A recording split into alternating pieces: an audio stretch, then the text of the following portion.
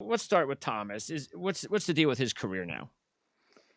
It's fascinating because after he tore his ACL in week 2, everybody stopped talking about him, right? People kept talking about Nick Bosa because that was really he was sort of the miss because he tore his ACL like 3 snaps earlier.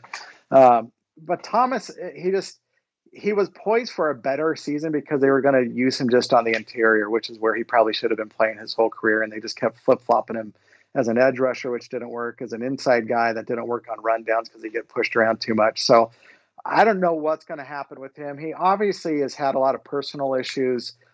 So if he needs to get a fresh start somewhere else, I think everybody would understand it. If he feels at home and comfortable that the 49ers have supported him through a lot of it, then he returns for some needed depth because it's a defensive front that's undergone some changes from their Super Bowl years. Dee Ford's the biggest mystery on that defensive front, whether he would come back or not, or even if he can come back, if his career is in jeopardy because of a back issue.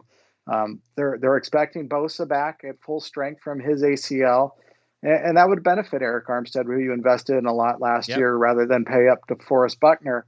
Then he brought in Javon Kinlaw, their first round draft pick, who played pretty well. Wasn't huge on stats, but he made an impact where they feel good about that pick in the first round. So that's why Solomon Thomas gets lost in that whole shuffle. And if it comes to that number 12 pick and the 49ers draft a defensive lineman for, I think it would be the 6th time in 7th draft, their top pick, it wouldn't Uh-huh. shock anybody. Yeah. I mean, that's their style is we want to get to the quarterback as fast as we can. And that helps everybody in the secondary that may be on a contract year.